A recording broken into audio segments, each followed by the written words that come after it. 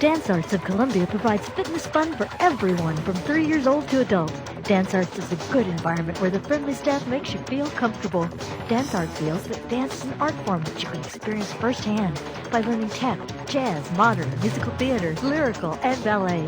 Dance Arts urges you to enjoy a sense of accomplishment while getting fit and having fun.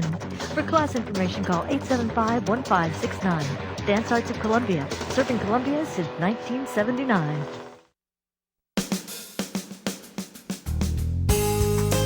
Good morning. Welcome to Radio Friends. This is the first day of October. It's Monday, October the 1st.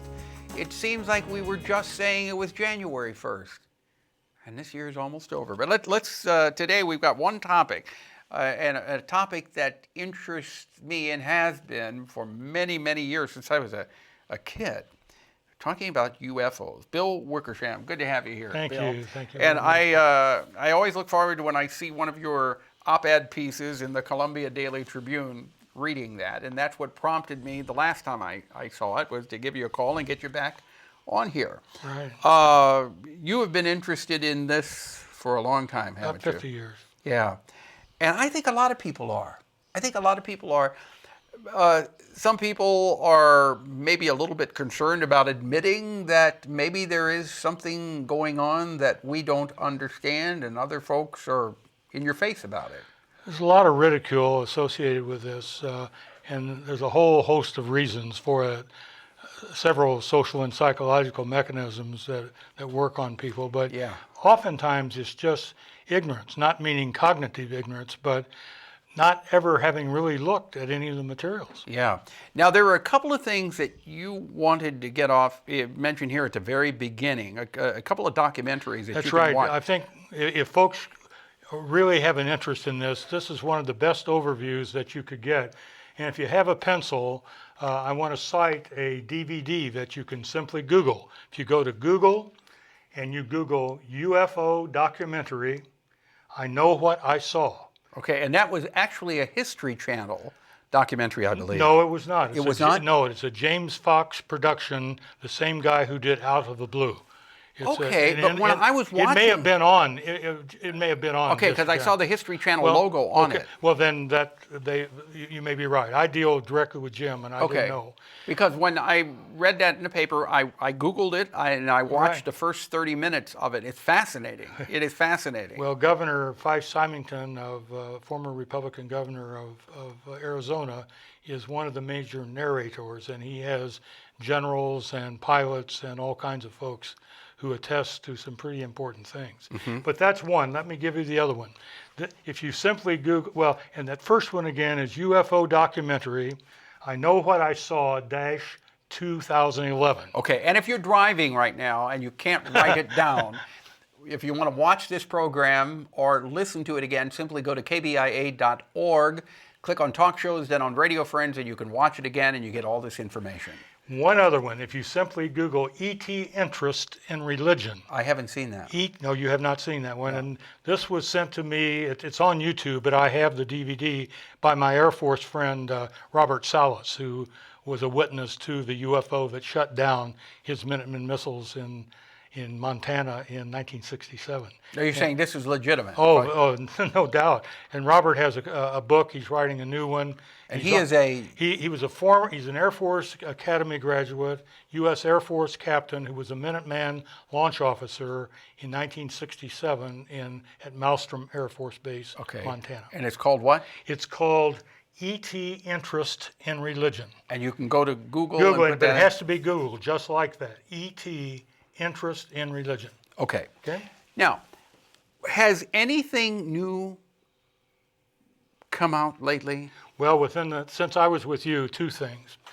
One, a professor at Maxwell Air Force Base at the Air Force's University, their Staff and Command College, went on public television in Australia and also as part of a DVD of a National Geographic Society, and straightforwardly said the Air Force has plans to combat an alien invasion.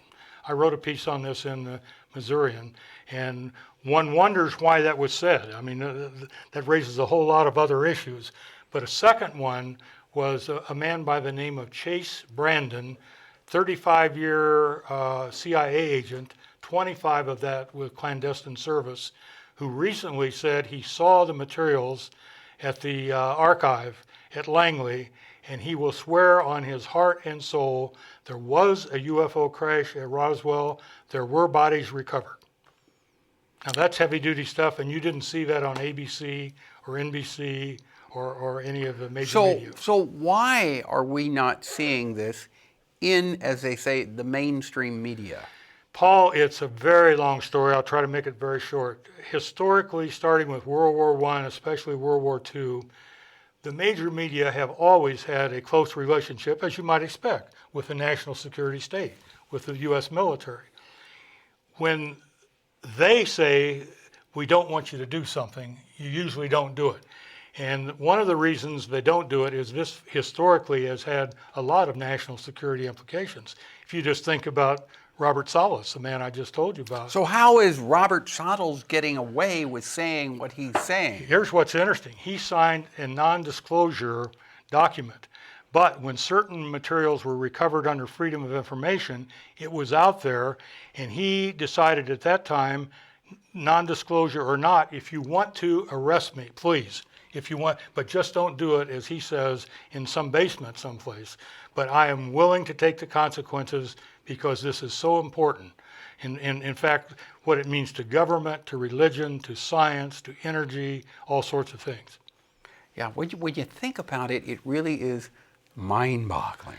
It's mind-boggling. I think most of us are so preoccupied with our daily activities of just keeping food on the table and the lights turned on, that you're not spending a whole lot of time thinking about what's flying up in the air that we can't identify. Well, that's obviously one, and everyone can't do that. But my point is, academics, I think, should.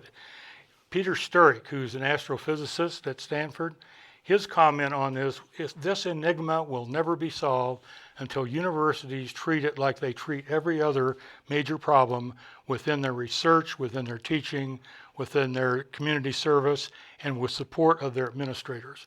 We're never going to get to the bottom of this as we'd like to, I think, until that's done. Do you think that we will ever get to the bottom of this? Do you think there will ever be a newscast, a special bulletin that, yes, perhaps these UFOs are real? You know, there's no way for me to know that. One would hope, if someone said, Bill, what do you want to do? Number one, I would like for us to have disclosure, as the French and the British did. Number two, I would like an agency that does accountable research and reporting, and then I would like for universities to do their job. All right, Bill Wickersham, you've got a big wish list there. A big one. All right, thank you so much for coming on Radio Friends. Will you come back again? Will do. All right, Bill, thank you so much. And you can Google all that information if you want. I hope they will. Yeah. All right, tomorrow, City of Columbia Volunteering and Voluntary Action. Program directed by Travis McMillen, Reynolds Journalism Institute. Audio is Pat Akers from KBIA. Our floor director, Danny Matteson.